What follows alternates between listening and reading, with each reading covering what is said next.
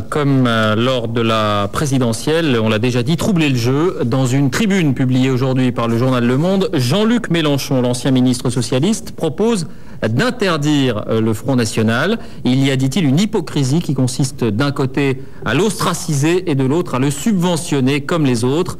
Pour l'instant, cette proposition fait l'unanimité contre elle. Alexandre Carra, Fabrice Dujardin.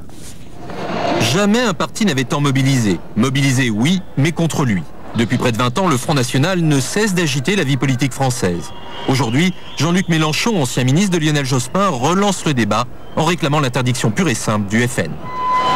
Ou bien nous pensons qu'il est réellement dangereux et alors on l'interdit, ou bien alors nous ne sommes pas capables de le décider, nous ne sommes pas d'accord sur sa dangerosité et nous le subissons. Mais il faut sortir de cette hypocrisie.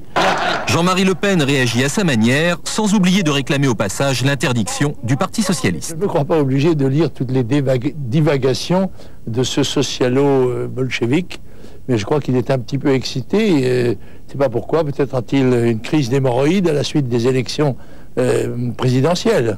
Les propos de Jean-Luc Mélenchon sont loin de faire l'unanimité chez les socialistes comme au sein de l'ex-gauche plurielle. Parce qu'en démocratie, on ne peut pas décider de ce qui doit être interdit ou de ce qui doit être autorisé.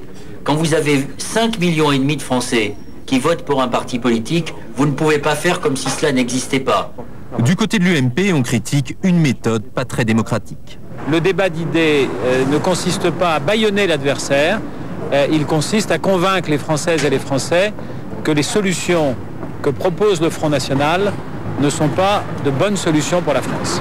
Un débat qui vient sans doute un peu tard. Peut-on encore songer à interdire un parti dont le candidat a figuré au second tour de l'élection présidentielle ?